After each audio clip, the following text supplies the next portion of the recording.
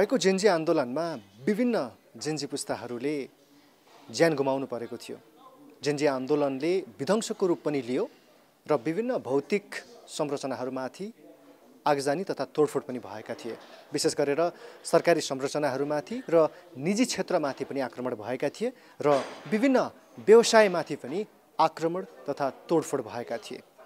अहिले देश विषम परिस्थितिमा अगाडि बढिरहँदाखेरि देशको अर्थतन्त्रलाई कसरी अगाडि बढाउन सकिन्छ, कसरी सुधार गर्न सकिन्छ, देशभित्रको निजी क्षेत्रलाई, निजी लगानीकर्ताहरूलाई कसरी प्रोत्साहन गर्न सकिन्छ, साथसाथै उद्यमशीलतालाई र औद्योगिक क्षेत्रलाई कसरी बढुवा दिन सकिन्छ भन्ने विषयमा अहिले गहन छलफल र बहस हुन थालिरहेको छ र यो स्वाभाविक पनि हो।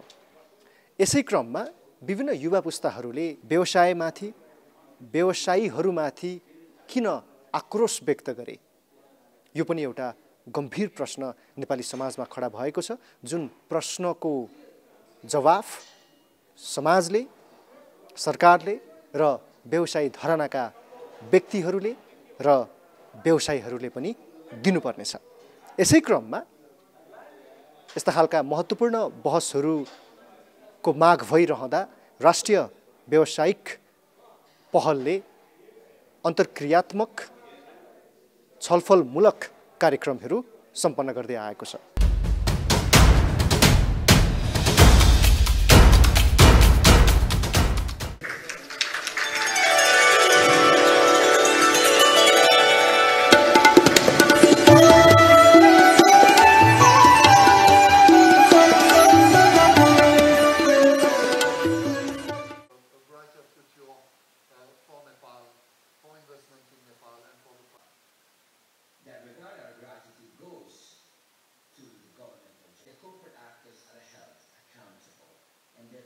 आज के इस कार्यक्रम में पाल्नुभएका राष्ट्रिय मानव अधिकार आयोगका अध्यक्ष माननीय बहादुर मगरज्यू, स्विस राजदूतका वरिष्ठ UNDP Deputy Resident Representative Julian Xavier, if I pronounce correctly on that one,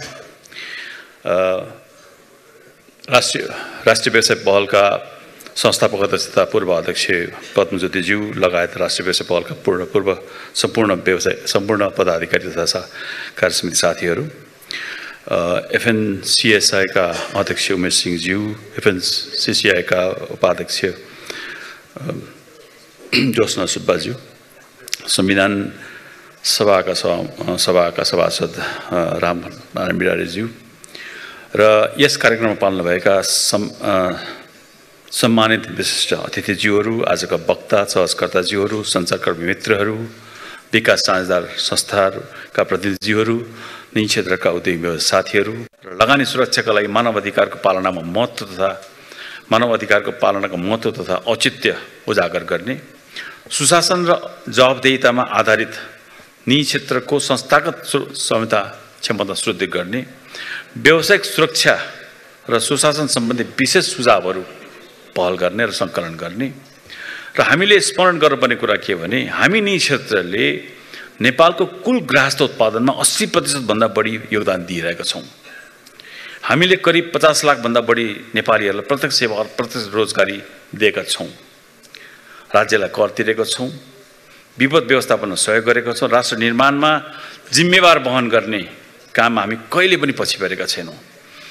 तर हामीले यो पनि स्वीकार्नुपर्छ कि आज हामी प्रति जनमानसमा विश्वास कमी देखिएको छ। किन? हाम्रो आर्थिक योगदानलाई जनताले नकारेका त छैनन्, तर हाम्रो नैतिक जिम्मेवारी र सामाजिक अनुशासनप्रति प्रश्न उठेका छन्। यो विश्वास पुनर्निर्माण गर्नुपर्ने हाम्रो प्राथमिक दायित्व हो। त्यसैले आज यो संवादमा, दुईटा चरणको संवादमा हामी यो विषयमा ठोस छलफल गर्नेछौँ र प्रतिबद्धता हामी जनाउन चाहन्छौँ। निजी क्षेत्र एकजुट भएर शान्तिपूर्ण समाधानमा पक्षमा उभिने, हालै हुन गइरहेको चुनाव बेला जथाभावी चन्दा सङ्कलन, भ्रष्टाचार लगायतका सामाजिक विसङ्गतिका संलग्नमा नहुने, व्यवसायीहरूको खस्केको मनोबललाई उकास्न सबै निजी क्षेत्रसँग बसेर सहकार्य गर्ने, युवा पुस्ता, राजनीतिक दल र सरकार लगायतका सरकारवालासँग संवाद गरेर स्वच्छ र निष्पक्ष निर्वाचनमा सहयोग गर्ने, निजी क्षेत्रलाई पुगेको क्षति र निजी क्षेत्रले पुर्याएको योगदानको तथ्याङ्क सार्वजनिक गर्ने र जनतामा निजी क्षेत्र भनेको के हो, निजी क्षेत्र भनेको राज्यको अभिन्न अङ्ग हो जसले गर्दा राज्यलाई चलायमान गरेको, राज्यको अर्थलाई चलायमान गरेर राज्यलाई यो स्थितिमा पुर्याउन निजी क्षेत्रको ठुलो भूमिका छ भन्ने बारेमा हामीले जानकारी मात्र होइन कि अवगत गराउन सक्नुपर्ने पनि आजको आवश्यकता हो। त्यसैले आजको कार्यक्रमको पहिलो प्रतिबद्धता कार्यान्वयनको लागि पहिलो खुड्किला पनि हो।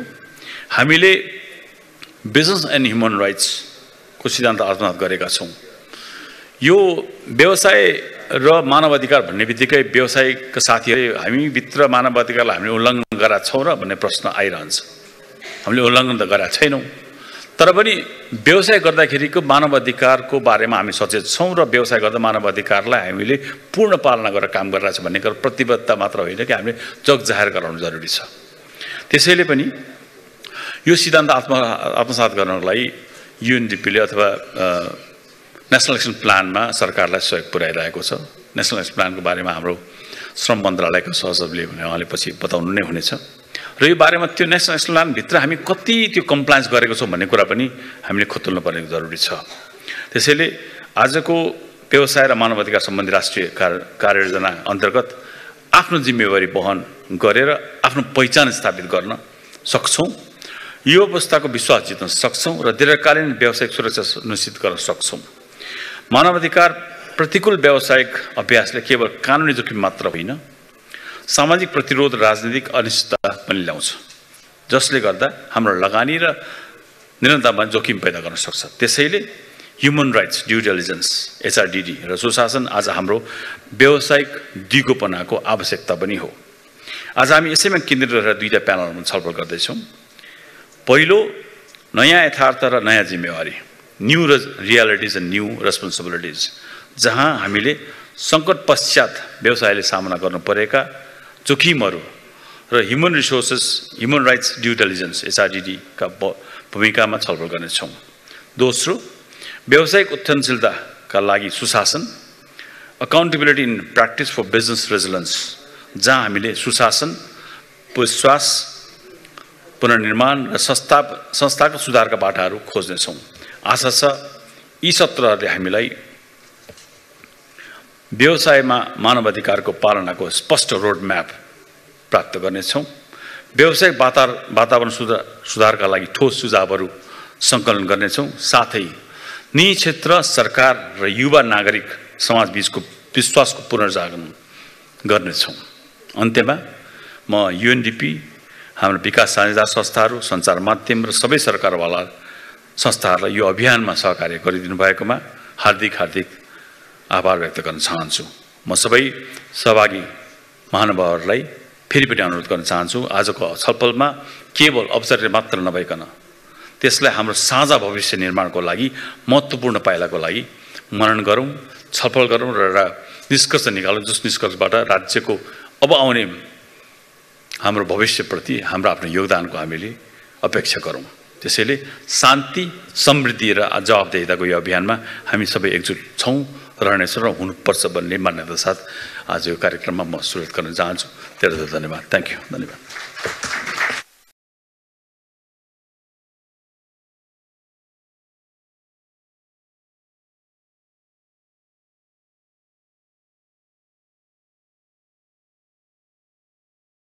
Honorable Minister, Chief Guest, distinguished representatives of the Government of Nepal, respected leaders from the private sector and civil society, colleagues from the UN, friends, good morning and namaste. It's an honor to join you today to discuss responsible business conduct at a moment of great importance for Nepal. So thank you for being here.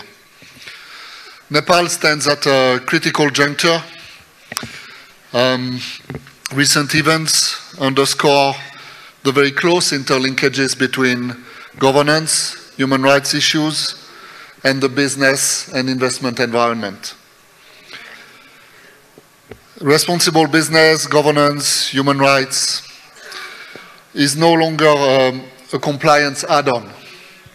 It is the very foundation on which societies, economies, and businesses can thrive. Business and human rights is central to a company's social license to operate, protecting workers, safeguarding the environment, engaging with communities, and sustaining the social fabric on which markets depend. When societal trust breaks down, both public and private actors suffer. Livelihoods, investments, and long-term development are all at risk. UNDP has been a proud supporter of Nepal, from designing to laying the foundation for implementing the National Action Plan on Business and Human Rights.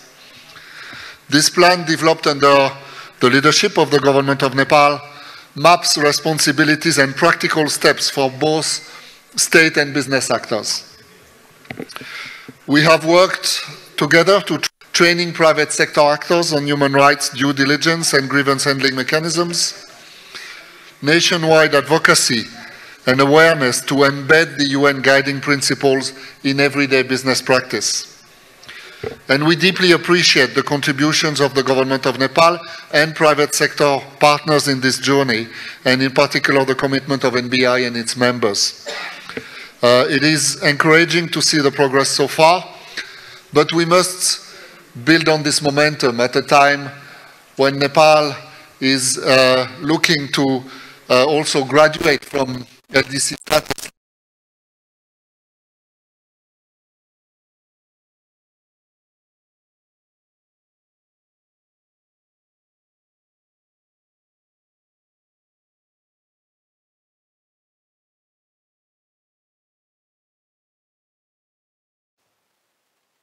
One, of course, is this accountability and governance expectations for the private sector. Today, we stand at a critical juncture where the global momentum for responsible business practices is reshaping the very way companies operate and society thrive. Across the world, we see a decisive shift toward mandatory norms on business and human rights. The European Union, for example, has introduced binding due diligence legislation requiring companies to identify, prevent, and address human rights risks in their operations and supply chains. South Korea and Japan have advanced frameworks that integrate corporate responsibility into national policies, while Southeast Asian nations, Thailand and Indonesia, among others, are increasingly embedding human rights standards into trade and investment regimes.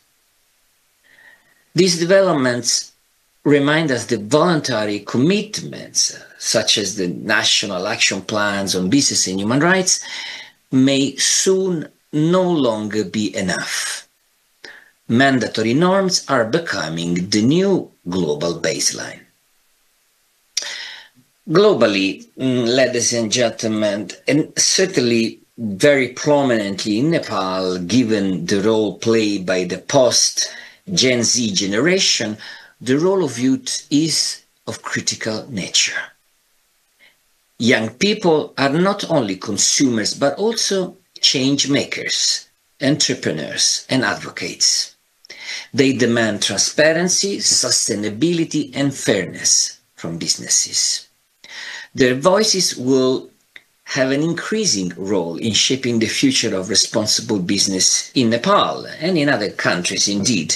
And it is essential that we harness their energy, their creativity, and their moral clarity to build a culture of accountability. Corporate actors must embrace accountability and transparency as core values. This means going beyond compliance to actively disclose risks, impacts, and remedial actions that they take. Transparency builds trust, and trust is the foundation of sustainable business. The private sector has a central role in conducting human rights due diligence and establishing those effective grievance mechanisms that I was referring to earlier. These are not just procedural requirements, they are tools to prevent harm, to listen to affected communities, and to provide remedies when rights are violated, when abuses do occur. Businesses that embed human rights due diligence into their strategies are better equipped to manage risk and contribute positively to society. Let me reflect a bit on national human rights institutions, which are very dear to me, and civil society organizations.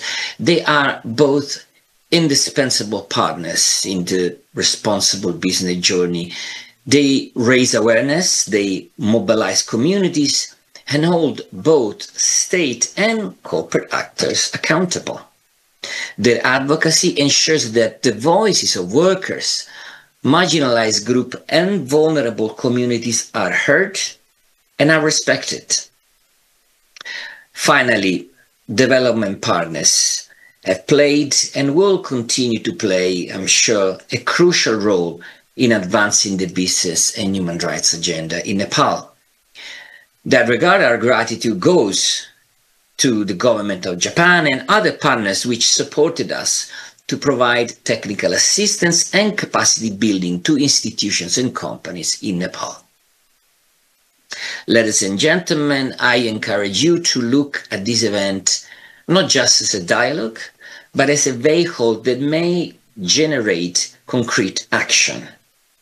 Together, we must ensure that businesses in Nepal respect human rights, that youth are empowered to lead, that corporate actors are held accountable, and that all stakeholders, public, private, indeed international actors, work hand in hand to build a just and sustainable future.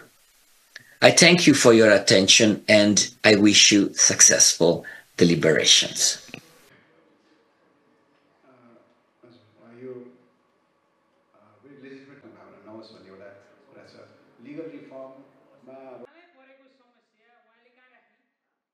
आजका यस कार्यक्रमका अध्यक्षज्यू, प्रमुख अतिथि माननीय मन्त्रीज्यू लगायत सम्पूर्ण विशिष्ट व्यक्तित्वहरू र पूर्व अध्यक्षज्यूहरू र युएनडिपीका डेपुटी रेजिडेन्ट रिप्रेजेन्टेटिभ लगायत सम्पूर्ण विशिष्ट व्यक्तित्वहरू, सर्वप्रथम त मलाई आज यहाँ कार्यक्रममा बोलाएर केही मानव अधिकार आयोगको तर्फबाट केही भन्ने मौका दिनुभयो, त्यसको लागि धेरै धेरै धन्यवाद।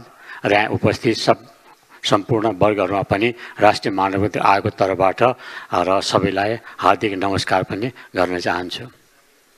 खास गरिकन यहाँले दिनुभएको एउटा म्यान्डेट भनौँ अथवा पत्र भनौँ बाँधा के थियो भनेदेखि राष्ट्रिय मानव अधिकार आयोगले मानव अधिकारको रूपमा कसरी चाहिने व्यवसायहरूले गरेर जानुपर्ने हो, परिपालन गरेर जानुपर्ने हो, संवैधानिक व्यवस्था के हो, कस्तो हो, त्यो नै राखिदिनु होला भन्ने क्रममा भन्नुभयो हुनाले त्यसमा नै केन्द्रित भएर चाहिँ केही कुराहरू चाहिँ राख्न चाहन्छु। अब खास गरिकन भन्ने हो भने यो आज हामी व्यवसाय र मानव अधिकारको साझा एजेन्डामा एकै ठाउँमा उभिएका छौँ।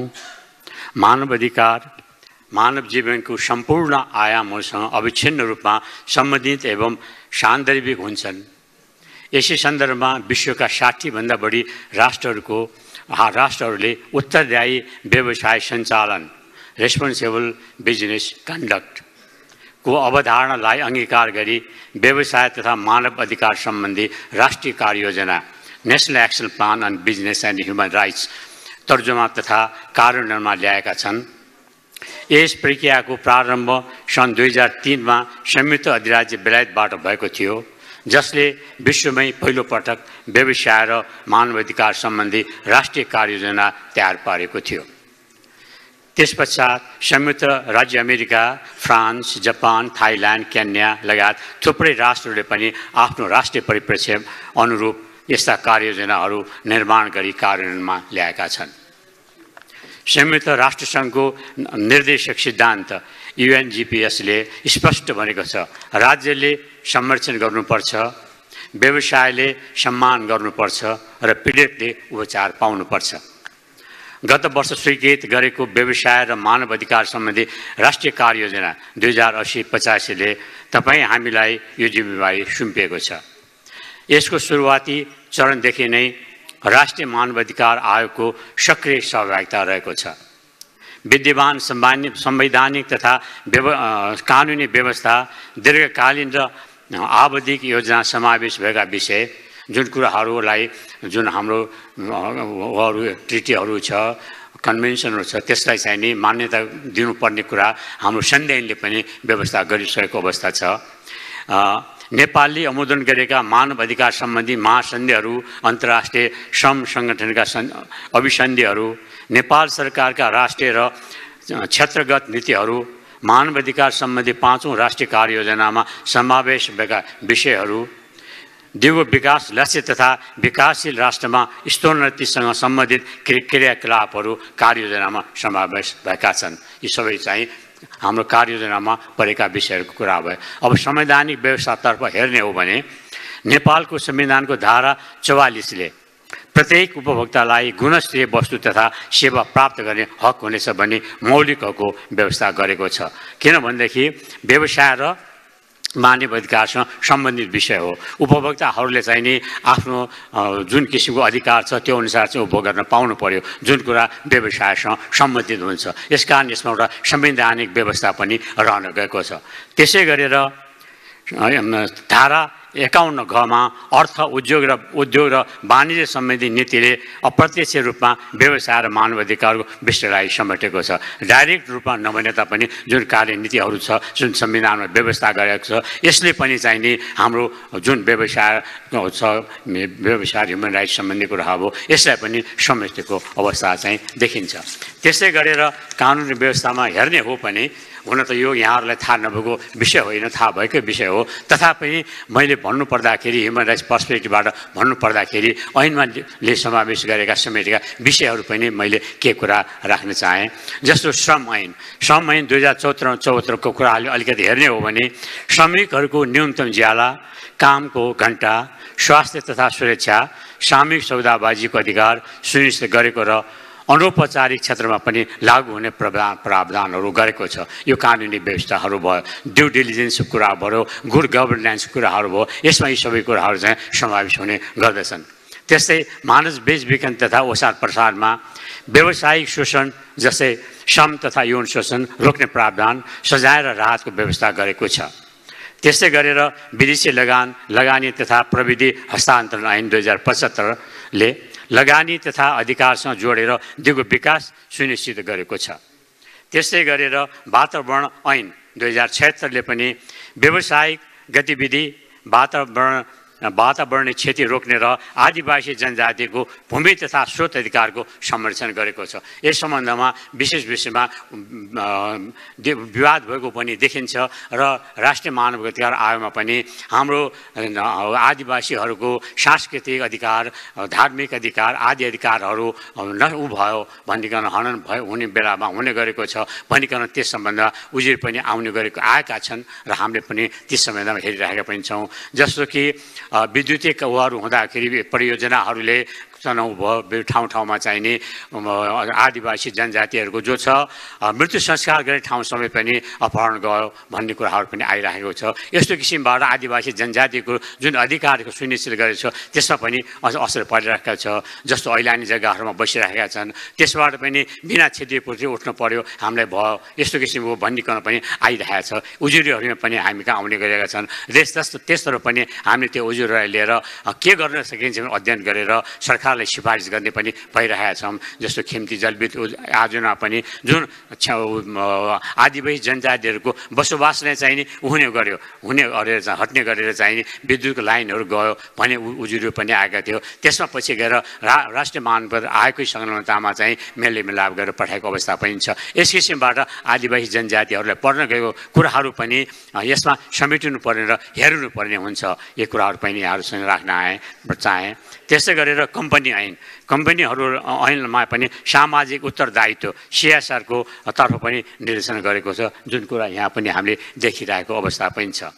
यसरी यसमा उल्लेखित भएका कानुनका आधारमा निजी क्षेत्रले पालना गर्नुपर्ने केही आधारभूत संवैधानिक र कानुनी दायित्वहरू छन्, जस्तै बाल श्रम, जबरजस्ती श्रम पूर्णतः निषेध छन्, कामदारलाई न्यूनतम ज्याला, सुरक्षित कामको वातावरण र सामाजिक सुरक्षा दिनु तपाईँ हाम्रो दायित्व हो। कुनै पनि परियोजनामा स्थानीय समुदाय र आदिवासी जनजातिको सूचित सहमति आवश्यक हुन्छ। सप्लाई चेन हरेक तहमा मानवाधिकारको उल्लङ्घन भएमा निजी क्षेत्र नै जवाबदेही हुन्छन्। लैङ्गिक समानता र गैर भेदभाव हाम्रो कार्यस्थलको आधारभूत संस्कृत पनि बन्नुपर्छ। 2072 को भूकम्प, कोभिड-19 महामारी, बाढी पहिरो, विभिन्न आन्दोलनको समयमा फाइदामुखी मात्र नभई कामदारको ज्याला कटौती नगरी स्थानीय समुदायलाई राहत प्रदान गर्दै आपूर्ति श्रृङ्खलामा पारदर्शिता कायम राख्नु नै निजी क्षेत्रको दायित्व हो। नागरिकको पनि सङ्कटको समय सूचनामा पहुँच राख्नु अपरिहार्य हुन्छ। सङ्कटमा जवाबदेही सुशासनले फाइदामुखी होइन विश्वास जगाउँछ र विश्वास नै आजको समयको सबैभन्दा ठुलो पुँजी हो। आयोगले यस सम्बन्धमा निजी क्षेत्रसँग विगतदेखि नै सहकार्य गर्दै आएको छ र भविष्यमा पनि निरन्तर सहयोगको पनि प्रतिबद्ध गर्दैछ। आज यहाँ बोलाएर यहाँहरूसँग चाहिँ के कुरा राख्ने मौका दिनुभयो, यसको लागि धेरै धेरै धन्यवाद दिँदै र भविष्यमा पनि यहाँहरूसँग सहकार्य गर्दै राष्ट्रिय मानवाधिकार आयोग अघि बढ्नेछ र यति भन्दै यहाँहरूसँग जुन मौका दिनुभयो त्यसलाई मुरी धन्यवाद दिँदै बिदा हुन चाहन्छु। धन्यवाद।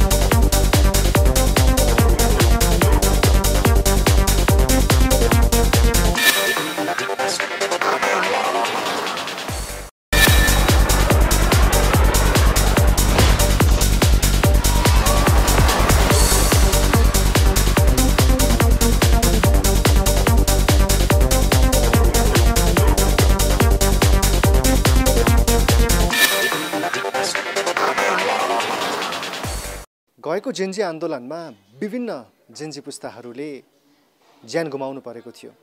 जेन्जी आन्दोलनले विध्वंसको रूप पनि लियो र विभिन्न भौतिक संरचनाहरूमाथि आगजनी तथा तोडफोड पनि भएका थिए। विशेष गरेर सरकारी संरचनाहरूमाथि र निजी क्षेत्रमाथि पनि आक्रमण भएका थिए र विभिन्न व्यवसायमाथि पनि आक्रमण तथा तोडफोड भएका थिए। अहिले देश विषम परिस्थितिमा अगाडि बढिरहँदाखेरि देशको अर्थतन्त्रलाई कसरी अगाडि बढाउन सकिन्छ, कसरी सुधार गर्न सकिन्छ, देशभित्रको निजी क्षेत्रलाई, निजी लगानीकर्ताहरूलाई कसरी प्रोत्साहन गर्न सकिन्छ, साथसाथै उद्यमशीलतालाई र औद्योगिक क्षेत्रलाई कसरी बढुवा दिन सकिन्छ भन्ने विषयमा अहिले गहन छलफल र बहस हुन थालिरहेको छ र यो स्वाभाविक पनि हो।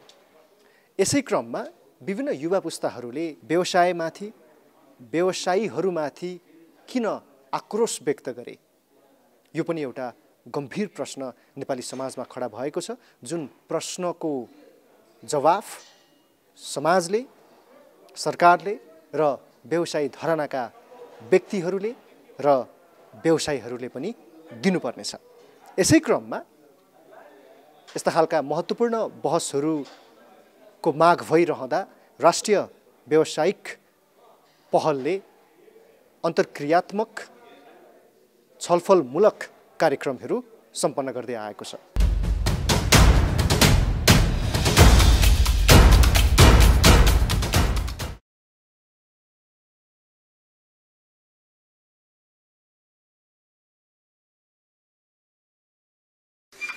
यो अलिकति तलमाथि भयो जस्तो लागेको छ। माननीय अध्यक्षज्यू भन्दा पछाडि मैले अब यतैको गडबडी हो। यसको लागि म श्रम, रोजगार तथा सामाजिक सुरक्षा मन्त्रालयको सहसचिव निश्चल राज पाण्डे यहाँहरू सबैमा हार्दिक अभिवादन गर्दछु। आजको यस कार्यक्रमको अध्यक्षता ग्रहण गरिरहनुभएका यस कार्यक्रमका अध्यक्ष एवं एनबीआई का अध्यक्ष श्री कुशकुमार जोशीज्यू, त्यसै गरी यस कार्यक्रमका प्रमुख अतिथि माननीय उद्योग वाणिज्य तथा आपूर्ति मन्त्री श्री अनिल कुमार सिन्हाज्यू, त्यसै गरी राष्ट्रिय मानव अधिकार आयोगका अध्यक्ष माननीय श्री टोप बहादुर मगरज्यू, त्यसै गरी यहाँ उपस्थित सम्पूर्ण विशिष्ट अतिथिज्यूहरू लगायत सम्पूर्ण महानुभावहरूमा पुनः हार्दिक नमस्कार तथा अभिवादन गर्न चाहन्छु। अघि यस कार्यक्रममा सुरुमै यस कार्यक्रमका अध्यक्षज्यूले स्वागत भाषण गर्ने क्रममा यो हाम्रो राष्ट्रिय बिजनेस एन्ड ह्युमन राइट्स र यो न्याप राष्ट्रिय कार्ययोजनाको बारेमा केही बताउनु हुनेछ भन्ने भन्नुभएको थियो। पक्कै पनि यहाँ सबैजना यस विषयमा जानकार नै हुनुहुन्छ जस्तो लाग्छ मलाई। तैपनि केही विषयहरू त अघि माननीय अध्यक्षज्यूले पनि राष्ट्रिय मानव अधिकार आयोगले धेरै कुरा बताइसक्नु भएको छ। अब यस विषयमा मैले थप बताउनु पर्दा यो जुन युएनजिपी युनाइटेड नेसन गाइडलाइन प्रिन्सिपल जुन सन् 2011 मा आयो, त्यसले तोकेका जुन 3वटा पिल्लर थिए, PRR भन्छौँ, प्रोटेक्ट, रेस्पेक्ट र रिमेडी, यो 3वटै विषयलाई चाहिँ समेटेर हामीले 120वटा क्रियाकलापमा चाहिँ यो न्यापलाई ढालेका छौँ। यो न्याप कसरी बन्न पुग्यो भन्दाखेरि यो राष्ट्रिय मानवाधिकार कार्ययोजना 2000 यो 5 वर्ष जुन प्रधानमन्त्री कार्यालयबाट कार्यान्वयन भइरहेको छ, त्यसमा चाहिँ यो व्यवसाय र मानव अधिकारको विषय चाहिँ एउटा लिडिङ अर्गनाइजेसन तोकेर हामी श्रम, रोजगार तथा सामाजिक सुरक्षा मन्त्रालयलाई जुन जिम्मेवारी दिइयो, त्यसैको क्रममा यो हामीले तयार पारेर यो 5 वर्षे राष्ट्रिय कार्ययोजना लागू गरेका छौँ। अब यसभित्रमा हामी अहिले लगभग झन्डै 2 वर्ष पुग्न लागिसकेका छौँ यसको कार्यान्वयनमा, र यसको कार्यान्वयनमा हामी सम्पूर्ण सरकारवालाहरूको त्यत्तिकै सक्रिय योगदान र जिम्मेवारी बोध गर्दै अगाडि बढ्नुपर्छ भन्ने मलाई लागेको छ। त्यसै गरी आजको यो जुन कार्यक्रम आयोजना गरिदिनु भएकोमा म श्रम, रोजगार तथा सामाजिक सुरक्षा मन्त्रालयको तर्फबाट एनबीआई, युएनडिपी र समस्त साझेदारहरूमा हार्दिक धन्यवाद ज्ञापन गर्दछु। हामी सबैलाई थाहा छ कि जिम्मेवारपूर्ण व्यवसाय सञ्चालन, रेस्पोन्सिबल बिजनेस कन्डक्टले नै व्यवसाय सञ्चालनका हरेक चरणमा मानव अधिकारको सम्मान र यसको परिपालनलाई जोड दिन्छ। नेपालमा व्यवसाय र मानव अधिकारको अवस्था मिश्रित छ। हाम्रो संविधानले श्रमको सम्मान, सामाजिक सुरक्षा र शोषण विरुद्धको हक सुनिश्चित गरेको छ र सरकारले हालै बिजनेस एन्ड ह्युमन राइट्स राष्ट्रिय कार्ययोजना जारी गरी राष्ट्रिय तथा अन्तर्राष्ट्रिय दायित्वहरू पुरा गर्न ठोस पहलको सुरुवात गरिसकेको छ। व्यवसाय र मानव अधिकारसँग सम्बन्धित कानुनहरूको प्रभावकारी कार्यान्वयनको अभाव, अनौपचारिक क्षेत्रका कामदारहरूको सुरक्षा र वैदेशिक रोजगारीमा रहेका श्रमिकहरूमाथि हुने शोषण र मानव अधिकार उल्लङ्घनका घटनाहरू हाम्रो सामु विद्यमान केही गम्भीर चुनौतीहरू हुन्। श्रम, रोजगार तथा सामाजिक सुरक्षा मन्त्रालयबाट जारी भएको यस व्यवसाय र मानव अधिकार राष्ट्रिय कार्ययोजना BHR न्याप, हामी सर्टकटमा BHR न्याप भनेर बुझ्छौँ, ले राज्यको सुरक्षा, व्यवसायको सम्मान र उपचारको पहुँच, मुख्यतः यी तीनै कुरा जुन हाम्रो पहिला जुन कन्सेप्ट थियो, एउटा हरेक कुरा निजी क्षेत्र सक्षम थिएन, सरकारले नै गर्नुपर्थ्यो। अब सरकारले गरिसकेका कामहरू अनि राज्यको दायित्व मात्रै मानव अधिकार हो, अरू कसैको होइन कि भन्ने एउटा हामीलाई एउटा भ्रम पनि थियो।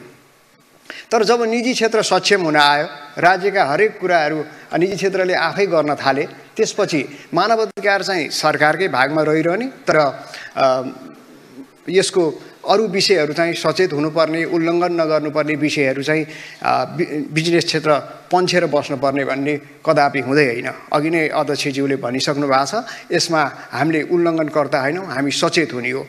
वास्तवमा यही न्यापको पनि उद्देश्य यही हो। यसमा जुन हाम्रो रेस्पेक्टको पाटो छ, यो 50वटा जति हामीले क्रियाकलापहरू त्यसमा छुट्याएका छौँ, त्यसको यदि पालना गरियो भने अन्ततः व्यवसायले नै दिगोपना हासिल गर्ने हो र मानव अधिकारको सम्मान र संरक्षण। फेरि यसमा कुनै नयाँ कुरो पनि छैन, कुनै यो नयाँ विषय पनि छैन, हामीले पहिलेदेखि कार्यान्वयन गर्दै आएको। अघि मान्य अध्यक्षज्यूले भनिसक्नुभयो राष्ट्रिय मानव अधिकार आयोगको उहाँले भन्नुभएको छ हाम्रो श्रम ऐन छ, वैदेशिक रोजगार ऐन छ, बाल श्रम ऐन छ, विभिन्न ऐनहरू, यी सबैहरूको परिपालनाको समग्रता नै वास्तवमा व्यवसाय र मानव अधिकारको सम्मान हो। त्यसैले अब यसैलाई केन्द्रबिन्दुमा राखेर हामीले यो कार्ययोजनाको सफल कार्यान्वयनको लागि निजी क्षेत्रको सक्रिय सहभागिता अनिवार्य भएको महसुस गरेका छौँ। यसै सन्दर्भमा राष्ट्रिय व्यावसायिक पहल जुन एनबीआईले यो भूमिका अत्यन्त महत्त्वपूर्ण छ। यसमा एनबीआईले निजी क्षेत्रको प्रतिनिधित्व गर्दै सरकारसँग संवादको पुलको रूपमा काम गरिरहेको छ। एनबीआईले व्यवसायहरूलाई मानवाधिकार, ड्यू डिलिजेन्स बारे तालिम दिने, उत्कृष्ट अभ्यासहरूको प्रवर्धन गर्ने र नैतिक आचार संहिताहरू विकास गर्न प्रेरित गरेर न्यापका लक्ष्यहरू हासिल गर्न मद्दत गर्न सक्छ।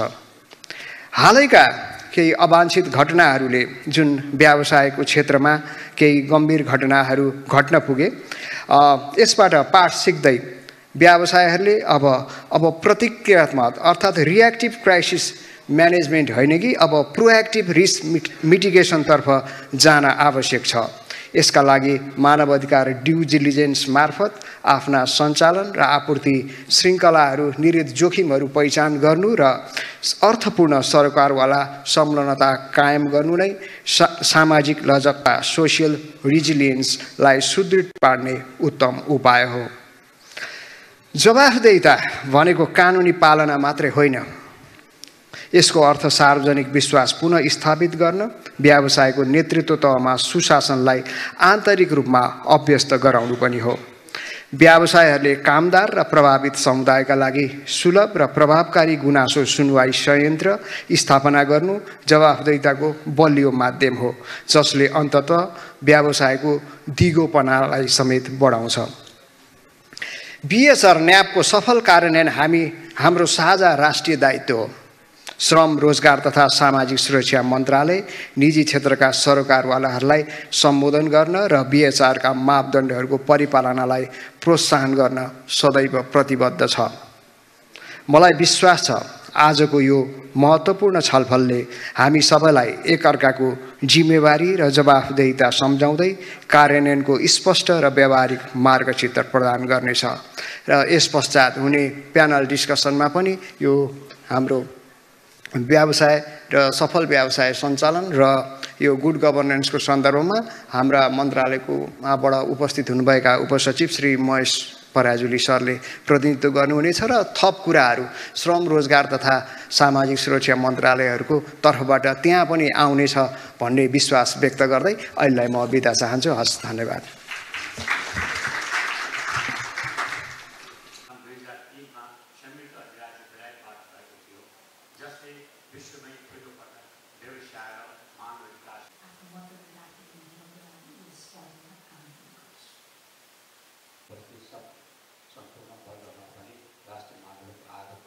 National Strategic Dialogue on Responsible Business Conduct and Good Governance राष्ट्रिय संवाद कार्यक्रम तथा राष्ट्रिय व्यावसायिक पहल का अध्यक्ष श्री कुश कुमार जोशीज्यू, राष्ट्रिय मानव अधिकार आयोग का अध्यक्ष तथा मेरो श्रद्धेय मेरो अग्रज माननीय श्री तपबहादुर मगरज्यू, यूएनडीपी का deputy resident representative Shri Julien Sevillard, Nepal सरकार का प्रतिनिधिहरू, विभिन्न संघ संस्थाका प्रमुखहरू, विभिन्न राजनैतिक दलसँग आबद्ध माननीय व्यक्तित्वज्यूहरू,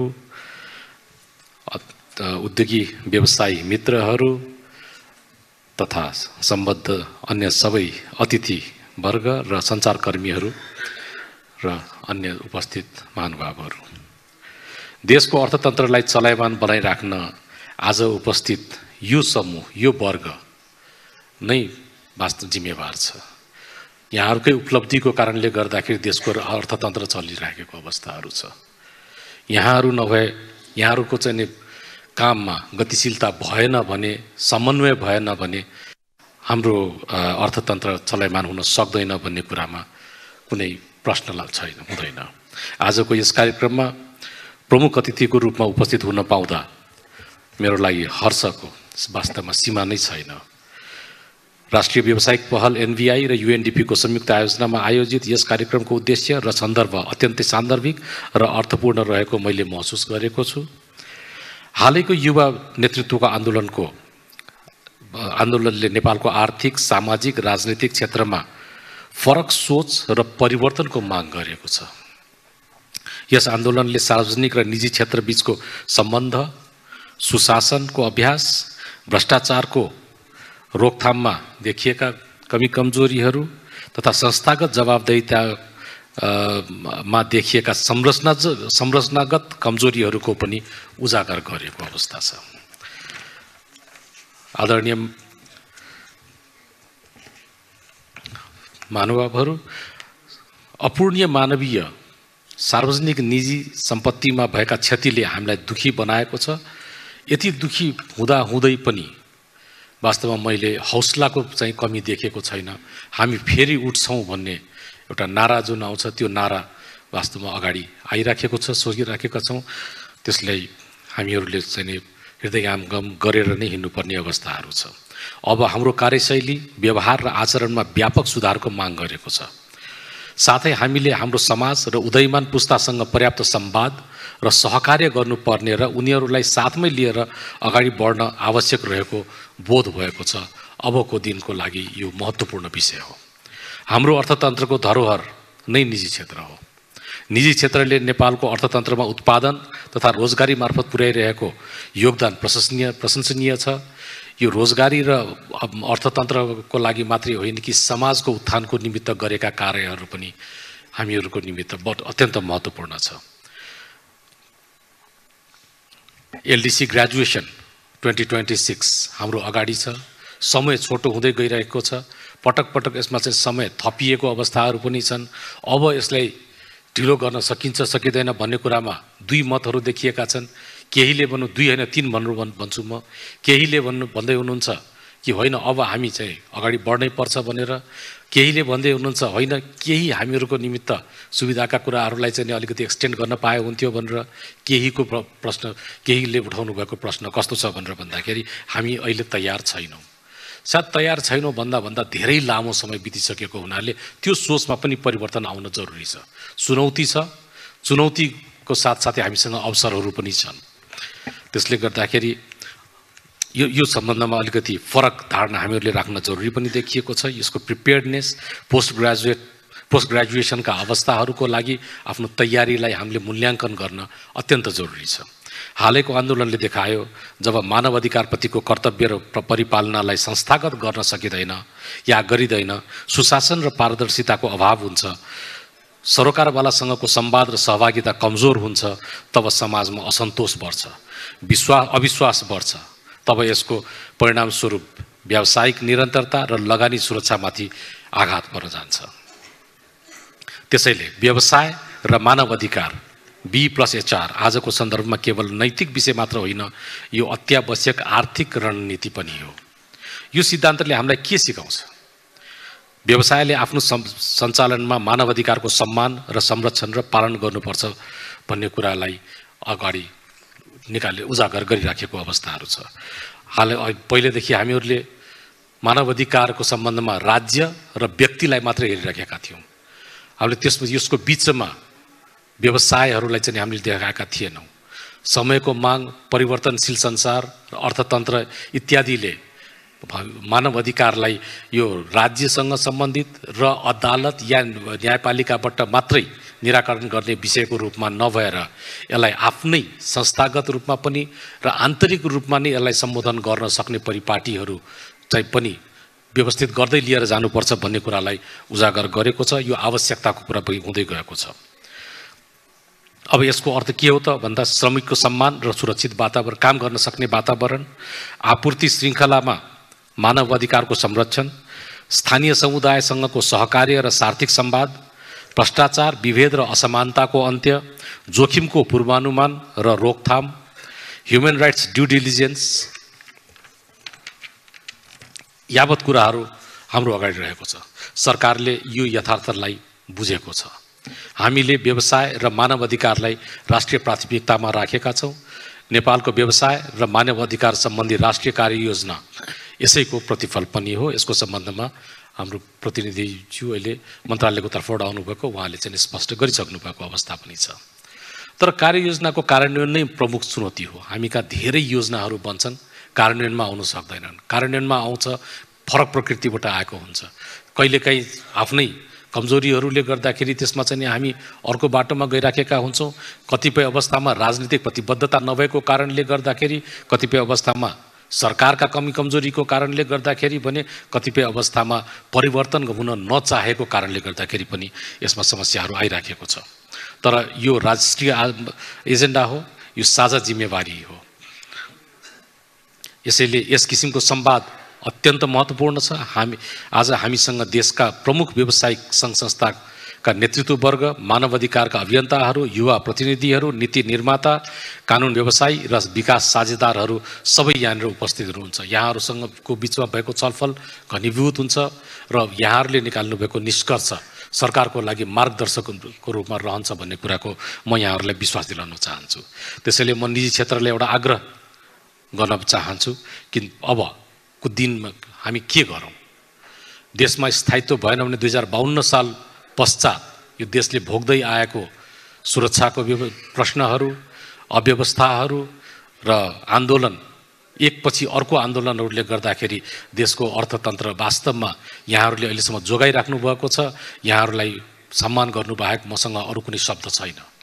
यहाँहरूकै कारणले गर्दाखेरि, श्रमिकहरूको कारणले गर्दाखेरि, कामदारहरूको कारणले गर्दाखेरि र समाजले जतिसुकै बाधा अवरोधहरू आइराखेको भए पनि त्यसलाई शक्ति सञ्चय गरेर त्यसको चाहिँ सामना गर्दै आउनुभएको छ र अबको निमित्त चाहिँ स्थायित्व कसरी हुन्छ भन्ने कुरा हामीहरूलाई अगाडि एउटा चुनौतीको विषय छ।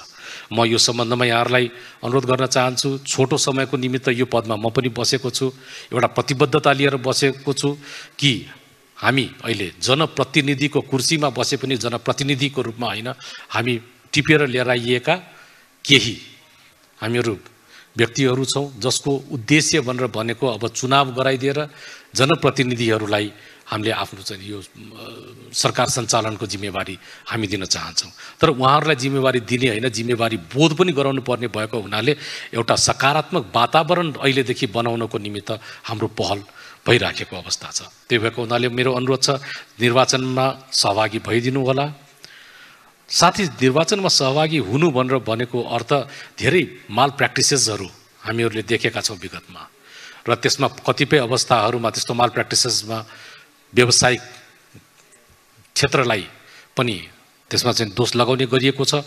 म यहाँहरूलाई अनुरोध गर्न चाहन्छु, कानुनको परिधिभित्र रहेर मात्रै चुनावी चन्दा दिने इत्यादि कार्य गरिदिनु होला।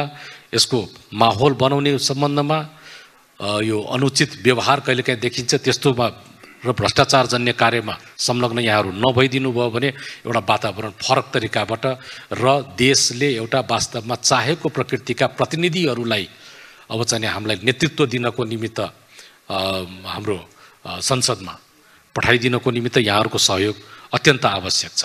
युवालाई रोजगारीको सम्बन्धमा रोजगारी दिएर मात्र हुँदैन, उहाँहरूको सिप, क्षमता र ज्ञान तीनैवटाको अभिवृद्धि गर्नको निमित्त कार्यक्रमहरू गर्नुपर्ने हुन्छ। यो एउटा चाहिँ मानव अधिकारको पाटो पनि हो र यसको साथसाथै लगानी आवश्यक छ। अहिले म सुनिराखेको छु हाम्रो क्यापिटल फ्लाइटको बारेमा हरेक बैठकमा छलफलमा जाँदाखेरि विस्तृत रूपमा यहाँबाट अहिले सुरक्षा नभएको कारणले गर्दाखेरि क्यापिटल बाहिर गइरहेको, पुँजी पलायन भइराखेको भन्ने कुराहरू आइराखेको छ। कतिपयले के भन्नुहुन्छ भनेर भन्दाखेरि मसँग मसँग एकदम वैधानिक रूपमा मैले कमाएका पैसाहरू मसँग छ, मलाई लगानी गर्नको सुरक्षित लगानी गर्नको निमित्त वातावरण मैले पाइराखेको छैन, क्षेत्र पाइराखेको छैन। म देशभन्दा बाहिर पैसा लग्न चाहन्न, तर म देशमा राखेर म लगानी गर्ने वातावरण तपाईँहरूले नबनाएसम्म म पैसा पनि लगानी गर्न सक्दिनँ। ब्याङ्कमा लिएर जाउँ, ब्याङ्कको ब्याज घट्दैछ, ब्याङ्कमा राखेर देशको अर्थतन्त्र सुधार हुँदैन, त्यो पैसा चाहिँ चलयमान हुन आवश्यक छ भन्ने कुराहरू मका आइराखेको छ। यो सरकारको निमित्त चुनौती भनेकै के हो भनेर भन्दाखेरि व्यवसाय गर्नको निमित्त, मानव अधिकारको सुरक्षण गर्नको निमित्त सकारात्मक वातावरण तयार गरेर राखिदिने, जसको निरन्तरता आगामी यहाँहरूले चुनेर पठाउनु भएको राम्रो सांसदहरूबाट बनेको राम्रो संसद, हाम्रो संसदबाट चाहिँ त्यो अब देशको नेतृत्व लियोस्। मुनाफा कमाउनै पर्छ, मुनाफा नभइकन व्यवसाय हुँदैन। हामीका एउटा सोच कस्तो छ भनेर भन्दाखेरि म त सञ्चारकर्मी मित्रहरूलाई देखिराखेको छु, अलिकति मुनाफाको कुरा आउन साथै फाइदा लिनलाई यो काम भयो ऊ काम भयो भनेर भनिन्छ। मुनाफा नभइकन कसैले पनि व्यवसाय गर्दैन। तर मुनाफा के भनेर भन्दाखेरि अनियन्त्रित, असीमित र कानुनको परिधिबाट बाहिर गएर गर्ने होइन, रिजनेबल मुनाफा गरेर हिँड्ने हो। मुनाफा गरेर नै त्यो लगानी हुने हो। मुनाफा भएन भने पुनर्लगानी हुन सक्दैन भने देशको अर्थतन्त्र चल्न सक्दैन। त्यसको कारणले गर्दाखेरि मुनाफा कमाउनै पर्ने हुन्छ। मुनाफाको साथसाथै सामाजिक उत्तरदायित्व पनि वहन गर्नुपर्ने हुन्छ। एउटा प्रश्न यहाँहरूको अगाडि म राख्छु। अहिले अदालत, सर्वोच्च अदालतका केही फैसलाहरू आएको देख्छु म। त्यसले सामाजिक उत्तरदायित्वको सम्बन्धमा एउटा सीमित दायरा निर्धारण गरेको छ। तपाईहरुको यो आजको छलफलमा ती कुराहरू पनि यहाँनिर आउन जरुरी छ म भन्छु। किन भनेर भन्दाखेरि कुनै पनि सामाजिक उत्तरदायित्वको विषयमा लिएर कुनै पनि व्यवसाय, कम्पनी, कर्पोरेसन्सहरूले गर्ने जुन खर्चहरू छ त्यसले देशको अर्को पाटोको चाहिँ अर्थतन्त्रलाई चलायमान बनाएर राखेको हुन्छ।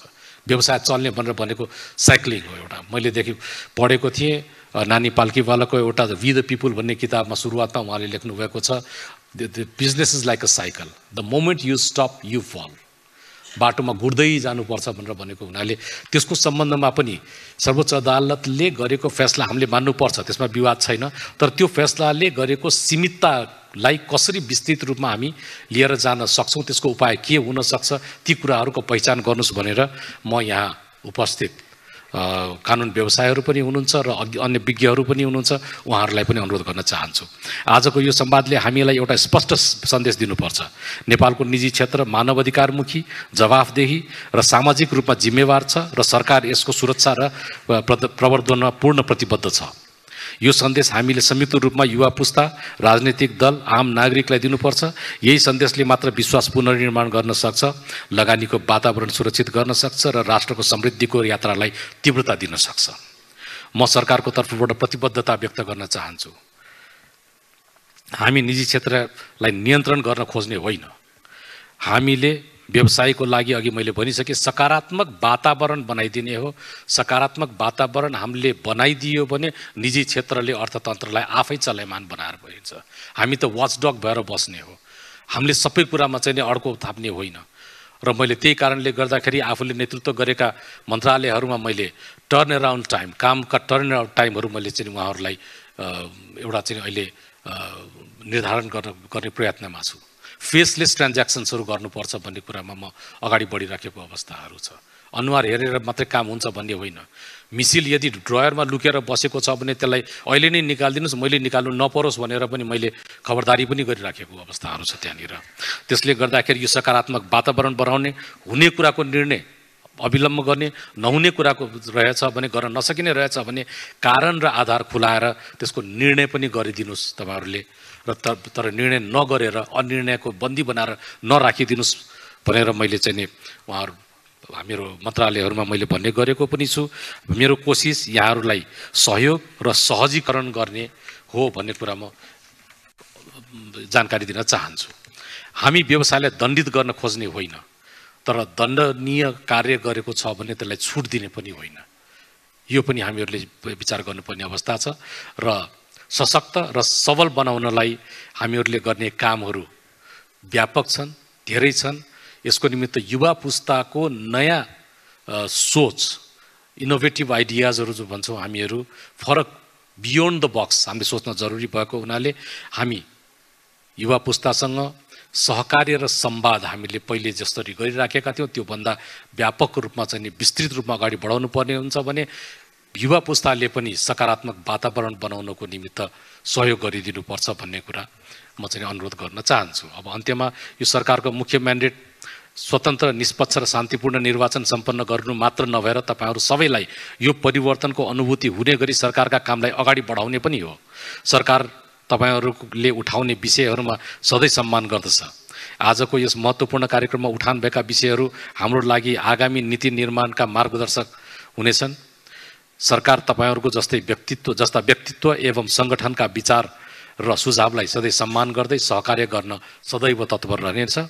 नेपालको समृद्धिको यात्रामा सरकार, निजी क्षेत्र, नागरिक समाज, युवा पुस्ता सबै नेपाली एकजुट भएर अगाडि बढ्नुको अब विकल्प छैन। शान्ति, मानवाधिकार र समृद्धिको यो त्रिवेणीमा हामी सबै हातेमालो गर्दै अगाडि बढौँ। धन्यवाद, नमस्कार।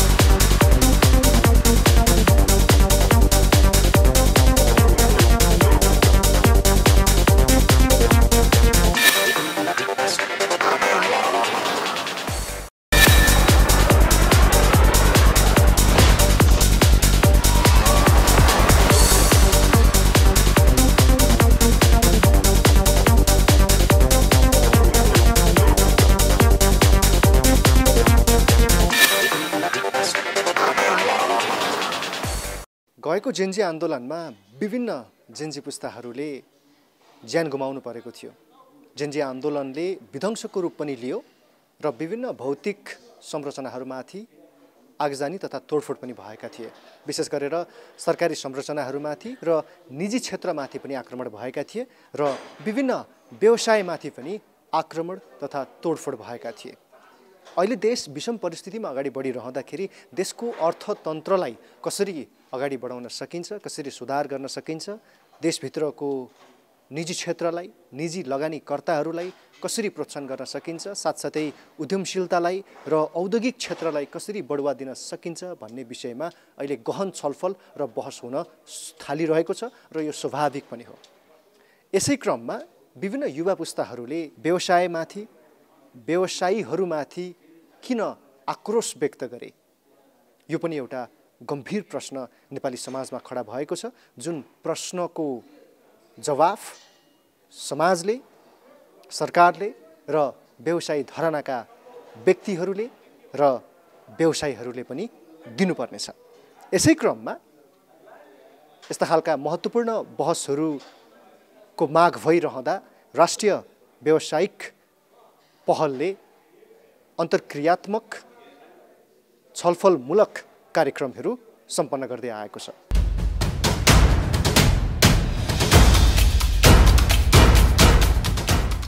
उपस्थित भद्र महिला तथा सज्जनवृन्द र मिडिया अलायन्स नेपालका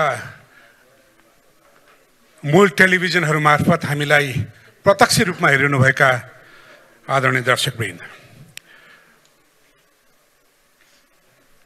असोज 23 गतेपछि नेपालको सामाजिक, आर्थिक, राजनीतिक परिदृश्य भावात्मक रूपमा बदलिएको छ। हामीले उद्घाटन सत्रमा जिम्मेवार व्यवसाय अभ्यासका विषयमा कुरा गर्यौं, हामीले व्यवसायमा मानव अधिकारका विषयमा कुरा गर्यौं, हामीले अबको यो कालखण्ड निजी क्षेत्र र राज्य बीचको व्यावसायिक सम्बन्धका विषयमा कुरा गर्यौं र नेपालका नवयुवाहरूले प्रदर्शित गरेको त्यो भावना आज राजनीतिक रूपमा जतासुकै पुगेको भए पनि भावात्मक रूपमा त्यति बेला उठान भएका विषयहरूले विशेष गरेर निजी क्षेत्रलाई अब हामीले हाम्रो व्यावसायिक आचरणहरूमा परिवर्तन ल्याउनु पर्छ भन्ने खालको सन्देश प्रवाह गरेको छ भन्ने हामीलाई लाग्दछ। र आजको यो सत्र विशेष गरेर न्यू रियालिटिज, न्यू रेस्पोन्सिबिलिटिज, नयाँ यथार्थ र नयाँ जिम्मेवारीका विषयमा छ।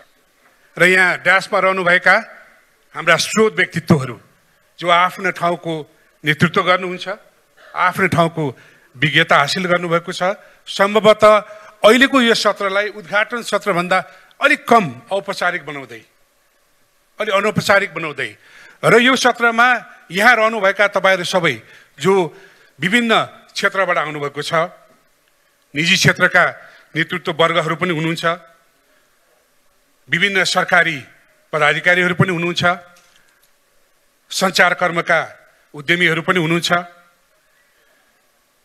विकास साझेदारीहरू पनि हुनुहुन्छ र थुप्रै त्यस्ता बौद्धिक व्यक्तित्वहरू हुनुहुन्छ समाजमा जसले आफ्नो विचारका माध्यमबाट समाजमा आफ्नो सिद्धान्तलाई, आफ्नो व्यवहारलाई प्रतिबिम्बित गर्नुभएको छ।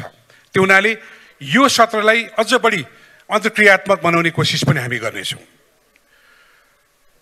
र यो पछिल्लो घटनाक्रमले नेपालको निजी क्षेत्रका संरचना, कार्यप्रणाली र जोखिम क्षमतामाथि उठाएको ठुलो प्रश्नको उत्तर पनि हामीले यो सत्रमा दिनुपर्नेछ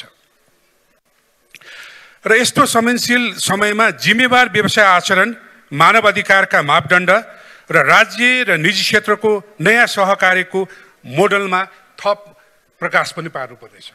त्यो हुनाले म यहाँ ड्यासमा रहनुभएका मित्रहरूलाई आग्रह गर्न चाहन्छु, हामीले आजको यस सत्रमा विशेष गरेर 4वटा प्रश्नमा हामी केन्द्रित रहन म आग्रह गर्दछु। हामीसँग 90 मिनटको समय छ र समयको अनुशासनमा रहनु हुन पनि म आग्रह गर्दछु। यो 4वटा विषयहरू हालैका घटनापछिको स्थितिमा जिम्मेवार व्यवसाय आचरण किन अझ बढी आवश्यक छ भन्ने विषय र यसभित्रका कम्पोनेन्टहरूको विषयमा पनि यहाँहरूको विचारको अपेक्षा राख्दछौँ। दोस्रोमा यस घटनालाई रोक्न सरकार र निजी क्षेत्रले रूपान्तरकारी कदम कस्तो चाल्नु पर्दछ भन्ने शिक्षा यो घटनाले हामीलाई दिन्छ भन्ने विषय पनि र तेस्रोमा विशेष गरेर मानव अधिकार पूर्व सावधानी मूल्याङ्कन HRDD र GHM गुनासो व्यवस्थापन संयन्त्र कतिको प्रभावकारी हुन सक्दो रहेछ र यो घटनाले त्यसको संरचनालाई कुन दिशातिर उन्मुख गरायो भन्ने विषय पनि म यहाँबाट जान्न चाहन्छु र अर्को विषय सामाजिक प्रतिरोध क्षमता कसरी बलियो बनाउनु पर्दो रहेछ र अहिलेको सामाजिक जुन क्षमता छ यो धैर्यता यसपल्ट कति देखियो भन्ने विषय पनि आज हामी छलफल गर्नेछौँ र विशेष गरेर म आजको यस प्यानलमा रहनुभएका साथीहरूलाई पहिलो प्रश्न मेरो एउटा सामूहिक प्रश्न छ। पहिलो प्रश्न के छ भने हालैको आन्दोलनबाट उत्पन्न भएको निजी क्षेत्रको क्षति र सामाजिक तनावको पृष्ठभूमिमा जिम्मेवार व्यवसाय आचरण नेपालका लागि अझै किन आवश्यक छ? कस्तो खास किसिमको व्यावसायिक जिम्मेवारी हामीले अपेक्षा गर्दछौँ? राज्यको दृष्टिले कस्तो नीति रूपान्तरण अबको आवश्यकता हो भन्ने विषयमा म सबभन्दा पहिला म सँगै रहनुभएका हाम्रा उपसचिवज्यूलाई म आग्रह गर्न चाहन्छु। श्रीमान महेश पराजुलीज्यू, म सरकारको दृष्टिकोण विशेष गरेर यो पछिल्लो क्षतिपछिको सरकारको दृष्टिकोणको लागि म आग्रह गर्न चाहन्छु। हामी अत्यन्त महत्त्वपूर्ण सवालमा आज यहाँ भेला भएका छौँ। यो सवालको विषयमा यसभन्दा अगाडि माननीय मन्त्रीज्यू लगायत विभिन्न ओपनिङ सेसनमा धेरै कुराहरू आइ पनि सकेका छन्। यो हामी एउटा संवेदनशील मोडमा अहिले राज्य अथवा राज्य भन्नाले सरकार, निजी क्षेत्र, हामी नागरिकहरू सबै एउटा अप्ठ्यारो मोडमा आएको कुरा चाहिँ हामी सबैले स्वीकार्नु पर्ने हुन्छ। यो गएको आन्दोलनले प्रमुख रूपमा राखेको माग हामी सबैलाई थाहा छ। विशेष गरी जेनजी युवाहरूले राख्नु भएको सुशासन र भ्रष्टाचार नियन्त्रणको जुन पाटोको कुरा गरिएको थियो त्यसैको पृष्ठभूमिमा रहेर चाहिँ हामीले चाहिँ सरकारले यसलाई हेर्दाखेरि केही कुराहरू यसभित्र रिभेल भएको देखिन्छ। हेर्दाखेरि जस्तो यो एक खालको नागरिक र राज्य बिचको डिस्कनेक्ट, यो सम्बन्ध चाहिँ राम्ररी कायम हुन नसकेको हो कि भन्ने खालको देखिन्छ। राज्य भनेर हामी के भनिरहेछौँ भने राज्य र सरकारलाई हामीले सिमिलर टाइपमा बुझिरहेछौँ, तर राज्य सरकार राज्यभित्रको एउटा पार्ट हो, तर राज्यभित्र निजी क्षेत्र पनि रहन्छ, नागरिक समाज पनि रहन्छ। भनेपछि राज्य र यो नागरिक बिचको सम्बन्ध चाहिँ कसरी बलियो बनाउने, त्यसमा चाहिँ त्यो कमजोर भएको कारणले त्यो कमजोरको अवस्थामा चाहिँ एक खालको डिस्कनेक्टको अवस्थाले चाहिँ यो सिचुएसनमा कुनै न कुनै प्रिभेल गरिरहेको यो गएको जुन आन्दोलनको देखियो त्यसले जुन खालको ड्यामेज भयो त्यो खालको चाहिँ अवस्था हो जस्तो खालको देखिन्छ हेर्दाखेरि। त्यस्तै हामी के भन्छौँ भने अब समावेशी राज्य प्रणाली भनेर हाम्रो संविधानले भने पनि पूर्ण रूपमा समावेशी भएन कि युवाहरूको मागहरूलाई हामीले सम्बोधन गर्न सकेनौँ कि भन्ने खालको अवस्था पनि सँगसँगै देखिन्छ। र अर्को चाहिँ निजी क्षेत्र जुनले मूलधारमा काम गर्छ, विशेष गरी रोजगारी सिर्जनामा, त्यो रोजगारी सिर्जनामा सरकार ती क्षेत्र मिलेर अपेक्षित रूपमा जुन लेभलको इम्प्लोइमेन्ट क्रिएसन हुनुपर्ने हो त्यो नहुँदाखेरि युवामा आएको फ्रस्ट्रेसनले पनि यो विभिन्न चाहिँ यो घटना परिघटना भएको भन्ने खालको कुरा मान्छौँ।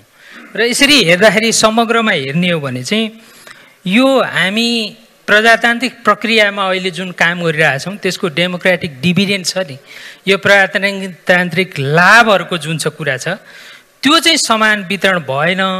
यो सबै नागरिकहरूले यसको चाहिँ लाभ लिन सकेनन्। र कहिलेकाहीँ वरिष्ठ पत्रकारज्यूहरूले भन्ने गर्नुभएको छ यो आसेपासे अर्थतन्त्र होइन अथवा क्रोनी क्यापिटलिजमको कुरा गर्ने गरेका छ। केही सीमित मान्छेहरूले लाभ लिनुभयो कि प्रजातन्त्रको लाभ चाहिँ सीमित वर्गमा पुग्यो कि भन्ने खालको अवस्था देखिया छ। अब यो सिचुएसनमा चाहिँ हामी चाहिँ अब यो सबैलाई हेर्ने हो भने निजी क्षेत्रभित्र चाहिँ कसरी अगाडि बढ्ने अब भन्ने कुरा चाहिँ सबभन्दा महत्त्वपूर्ण खालको देखिन्छ जस्तो मलाई लाग्छ। प्रहरीजी, म यति एउटा थप प्रश्न तपाईँलाई छोटोमा भनिदिनुहोस्। अब यसमा तत्काल सरकारको र विशेष गरी तपाईँ सम्बन्धित मन्त्रालयको तत्काल समाधानको चाहिँ रणनीति के छ त? अब यहाँहरूलाई विभिन्न सञ्चार माध्यमबाट पनि विभिन्न औपचारिक अनौपचारिक कुराकानीहरूको माध्यमबाट पनि सरकारको लगभग एउटा पोलिसी त यहाँहरूले थाहा पाइसक्नु भएको छ। त्यसलाई अलिक थप रिट्रिएट गर्नुपर्दा म के भन्छु भनेदेखि विशेष गरी यो सरकारले अहिले गर्ने भनेको प्रमुख जिम्मेवारी पाएको निर्वाचनको कुरा हो। तर त्यो निर्वाचन अगाडि एउटा ट्रस्ट बिल्डिङको इन्भाइरोमेन्ट चाहिँ बनाउन सरकारले परमजदुर लागिरहेछ।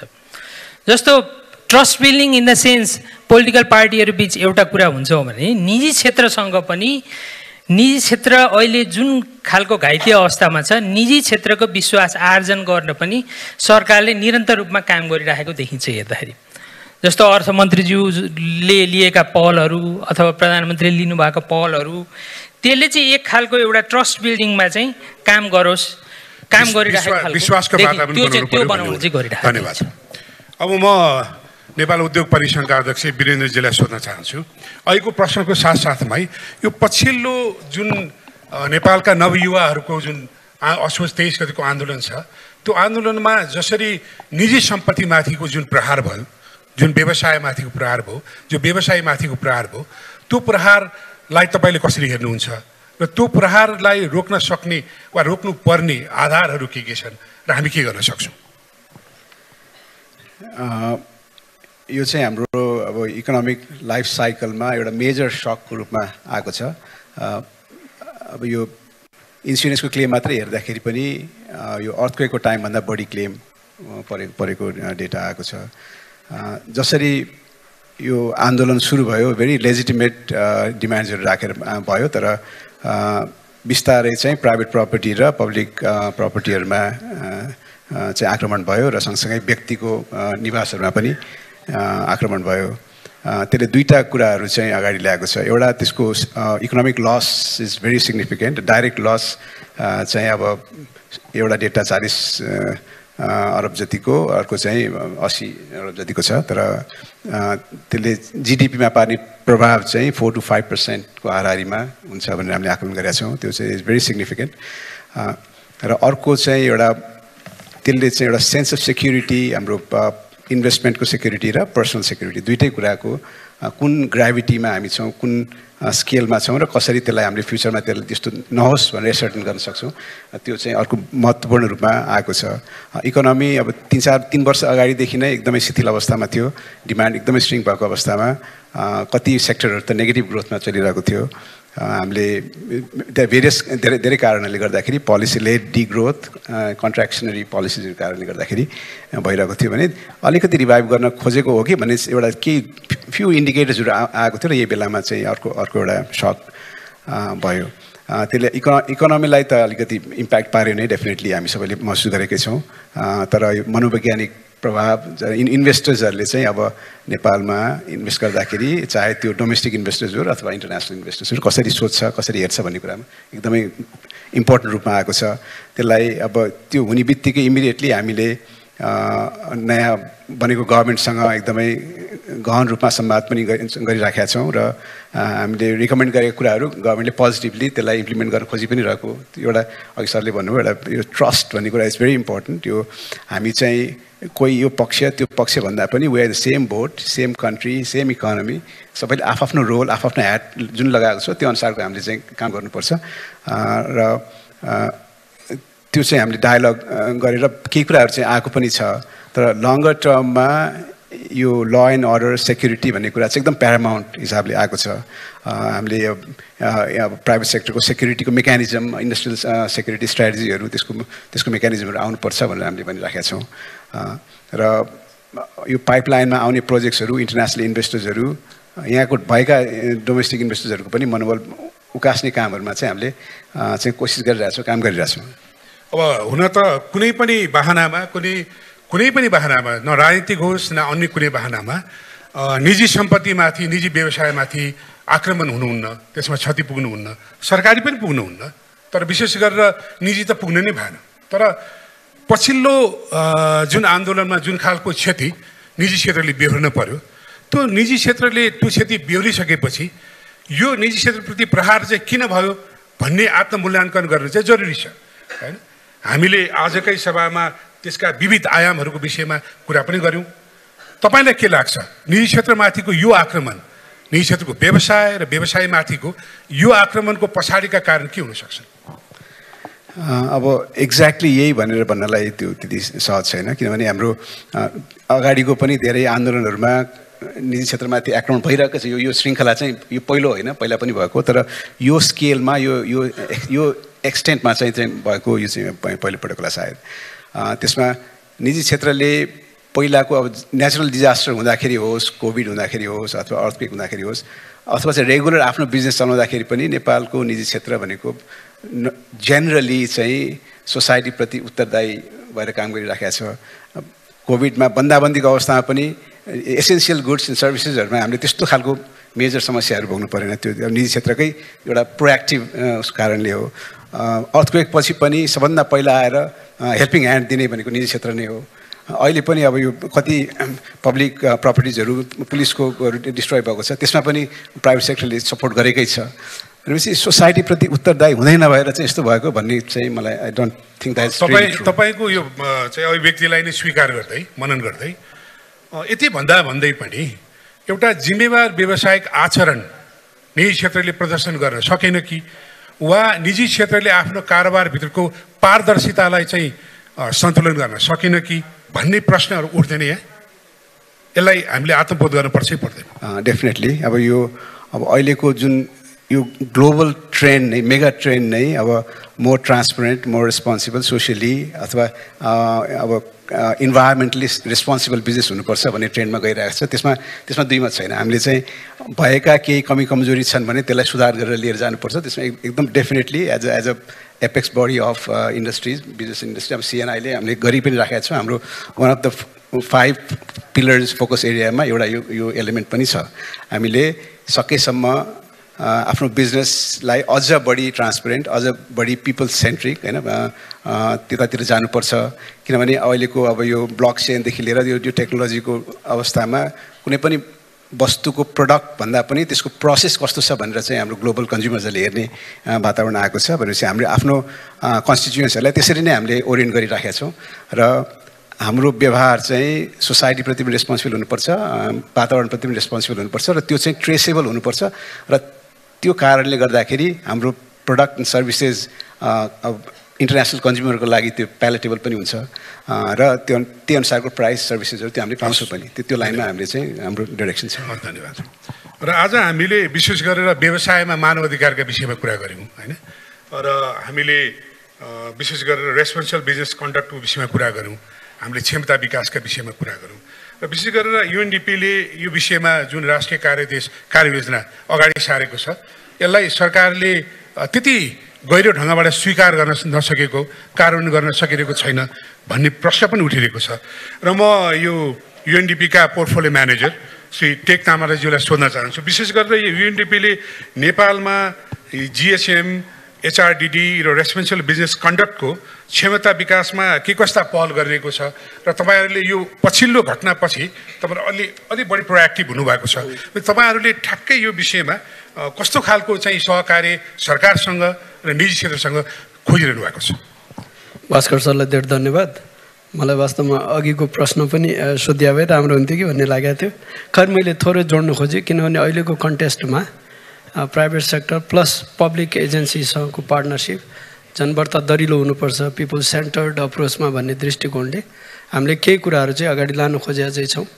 भर्खर मात्रै हिजो स्विस एम्बेसीसँग सिभिक इन्गेजमेन्ट भनेर, किनभने युथको इन्गेजमेन्ट डेमोक्रेसीमा बहुत आवश्यक हुन्छ, तर युथ पनि फेरि ड्युटिफुल हुनु पऱ्यो भन्नाले आफ्ना राइट्सप्रति मात्र बढ्दा भोकल हुने तर ड्युटीप्रति चाहिँ अनादर हुने प्रकारको दृष्टिकोण बढ्दै गयो। त्यसले प्र्याक्टिसको रूपले लियो भने त्यसले कता कता डेमोक्रेसीलाई फाइदा हुँदैन भन्ने दृष्टिकोणले एउटा छुट्टै प्रोजेक्ट चाहिँ लन्च गर्ने तर्खरमा छौँ। हामी 4वटा प्रदेशमा काम गर्छौँ। सँगसँगै अहिलेको जेनजी मुभमेन्टले एउटा चाहिँ अलि बढ्ता फोकस गरेका विषय अघि आयो, accountability, transparency, people centred governance. फेरि यसले स्टेटका सबै एजेन्सीलाई वास्तवमा फोकस गर्नु खोजे देखिन्छ, किनभने 2 दिनको घटना, यद्यपि घटनाको प्रकार अलिकति फरक भयो, त्यसमा युएनडिपीको पनि कन्सर्न छ, आफ्नो ठाउँमा छ, तर जुन म्यासेज दिन खोजिएको छ त्यसको चाहिँ विश्लेषण जुन प्रकारले हुनुपर्थ्यो त्यो हुन नसक्या हो कि भन्ने चाहिँ लाग्छ। मूलतः यस्ता खालका घटनाहरू पश्चात हामी पिडिए भनेर भन्छ, पोस्ट डिस्ट्रक्सन असेसमेन्ट व्रत गर्छौँ, अर्थात् फिजिकल ड्यामेजको कुरा व्रत गर्छौँ, किनभने त्यो तात्कालिक हुन्छ, हाम्रो भावना त्योसँग जोडिया चाहिँ हुन्छ। तर हामीले चाहिँ पोस्ट प्रोटेस्ट असेसमेन्टको रुट कज के हो भन्नेतिर चाहिँ कता कता ध्यान पुग्दैन, त्यो चाहिँ स्वाभाविक होइन भन्ने लाग्छ। राज्यले पनि त्यतातिर कता कता ध्यान नदिया हो कि भन्ने चाहिँ मैले महसुस गरेको युएनडिपीको तर्फबाट भन्दा पनि एज अ सिटिजन मैले उल्लेख गर्न चाहिँ खोजेँ। स्टेटका सबै अङ्गलाई त्यो 2 दिनको घटनाले चाहिँ छोएको छ। स्टेटका 3वटा अङ्ग भइगए, त्यसका अलावा कन्स्टिट्युसनल बडिज, यहाँहरूले हेर्नुहोला, अख्तियार दुरुपयोग अनुसन्धान आयोग लगायत कतिपय चाहिँ कमिसनहरू समेतलाई एट्याक गरे अवस्था छ र राज्यकै अङ्गको रूपमा प्राइभेट सेक्टरलाई चाहिँ उसले रिकग्नाइज गरेको छ। हामी पहिले के भन्ने गर्थ्यौँ भने traditionally private sector non state actor हो भनेर भन्ने गर्थ्यौँ, अर्थात् राज्यको अङ्ग होइन भन्ने खालको हामीमा एक खालको मनोभावना थियो। त्यसलाई चिर्ने प्रयास चाहिँ वास्तवमा जेनजीले यसलाई अपर्च्युनिटीको रूपमा लिनुपर्छ भन्ने लाग्छ। प्रिन्सिपली राज्यकै अङ्ग हो प्राइभेट सेक्टर, अघि बिहान कुरा भएको छ। त्यसो भने अब प्राइभेट सेक्टरले गभर्नेन्सका मूलभूत एजेन्डाले एलिमेन्टलाई चाहिँ एम्ब्रेस गर्ने कि नगर्ने भन्ने प्रश्न चाहिँ अब हामीसँग छ। यद्यपि नेपालको प्राइभेट सेक्टर कम्पेरेटिभली युएनडिपीले बिजनेस ह्युमन राइट्सका सन्दर्भमा थुप्रो चाहिँ राज्यहरूसँग काम गर्छ ग्लोबली। हामी भन्नाले साउथ एसिया मात्रै छैनौँ, अफ्रिकादेखि लिएर अनि विभिन्न मुलुकमा चाहिँ छौँ। प्राइभेट सेक्टरको राम्रो माहौल भएको सन्दर्भमा पनि हामी चाहिँ काम गर्छौँ र हामी जहाँ बामे सरेर छौँ प्राइभेट सेक्टर, त्यो अनुभव पनि हामीसँग चाहिँ छ। त्यहाँ प्राइभेट सेक्टरभित्रको गभर्नेन्स, रेस्पोन्सिबल बिजनेसलाई पनि हामीले पारम्परिक हिसाबले हेर्ने गर्छौँ, अर्थात् उही लेबरको ह्युमन राइट्स हेऱ्यौँ हामी रेस्पोन्सिबल भइहाल्यौँ, अर्थात् इन्भाइरोन्मेन्ट राइट्सलाई हेऱ्यौँ हामी रेस्पोन्सिबल भइहाल्यौँ भन्ने खालको त्यो सङ्कीर्णता मात्रैले पनि फेरि काम गर्ने अवस्था छैन। अब प्राइभेट सेक्टरको बिजनेस ट्रान्सप्यारेन्ट हुनु पऱ्यो, प्राइभेट सेक्टरभित्र गभर्नेन्सले रूप लिन पाउनु पऱ्यो, त्यो भने पिपुलसँगको इन्टरफेसलाई बढाउनु पऱ्यो, पिपुलको कन्सल्टेसन बिजनेसमा ल्याउनु पऱ्यो, बिजनेस अपरेसनमा ल्याउनु पऱ्यो, स्टेक होल्डरलाई नजरअन्दाज गर्नु भएन भन्ने म्यासेजलाई मध्यनजर गरेर युएनडिपीले अहिले त हामी एकदमै बेसिक बिजनेस ह्युमन राइट्सको एउटा फाउन्डेसन मात्र ले गर्ने हिसाबले अगाडि बढ्यौँ। कम्तीमा गभर्मेन्टले नेसनल प्लान अफ एक्सन ल्यायो, तर बिस्तारै अब प्राइभेट सेक्टरको क्षमता वृद्धि, प्राइभेट सेक्टरभित्रका प्रोभिजनलाई कसरी बिना प्रोभिजनको त हामीसँग भन्नाले अभाव छैन नि, भन्नाले बिजनेस ह्युमन राइट्सको विषय हामीले चाहिँ अङ्गीकार गरेकै अवस्था हो, तर अब प्र्याक्टिसमा बढ्ता फोकस गर्नुपर्छ भन्ने दृष्टिकोणले आउँदा दिनमा ह्युमन राइट्स ड्यु डिलिजेन्स, यसका महत्त्वपूर्ण एलिमेन्टहरू र पिपुल्सलाई जोड्ने इन्टरफेसको विषय जो ग्रिभान्स ह्यान्डलिङ अघि भास्कर सरले नै ल्याउनु भएको छ, ग्रिभान्स ह्यान्डलिङ सिस्टमलाई सशक्त पार्ने, त्यो भयो भने कम्तीमा जनताको आवाज हामीले सुन्या चाहिँ महसुस गराउने वातावरण बन्छ र तत्त्वगतवा त्यसले प्राइभेट सेक्टर के अरे पब्लिकको प्राइभेट सेक्टरप्रतिको ट्रस्टमा अभिवृद्धि हुन्छ। अघि कुरा आएको छ ट्रस्ट डेफिसिटले यी सबै कुराहरू निम्ति आएको, त्यहाँबाट त्यसलाई मिनिमाइज गर्नुको लागि अब पार्टनरसिपमा जानुको विकल्प छैन। हामीले पब्लिकलाई CSR मार्फत उनीहरूले गुनै लाउनुपर्छ भन्ने पनि छैन। उनीहरूले खोजेको कम्युनिकेसन हो, उनीहरूले खोजेको कन्सल्टेसन हो, कोअर्डिनेसन हो। डेमोक्रेसीका यी महत्त्वपूर्ण अवयव हुन्। फेरि अहिले त हामी डिजिटल डेमोक्रेसी भनिरहेको छौँ। डिजिटल मिन्सहरू मार्फत जनतामा रिच आउट गर्ने प्रकारले काम गर्न सक्यो भने मेरो विचारमा हामीले धेरै कुराहरू चाहिँ पाउन सक्छौँ भन्ने लाग्छ र UNDP यसमा गम्भीर छ। मैले अकाउन्टेबिलिटी कुरा गर्दाखेरि हामी इलेक्सन पर्खिरहेछौँ, इलेक्सन आउनसाथ नयाँ सरकार हामीसँग हुन्छ र अकाउन्टेबिलिटीकैलाई फोकस गरेर एउटा चाहिँ अलि स्ट्रक्चरल इस्युजलाई एड्रेस गर्ने गरी काम गर्नुपर्छ भन्नेमा चाहिँ छौँ।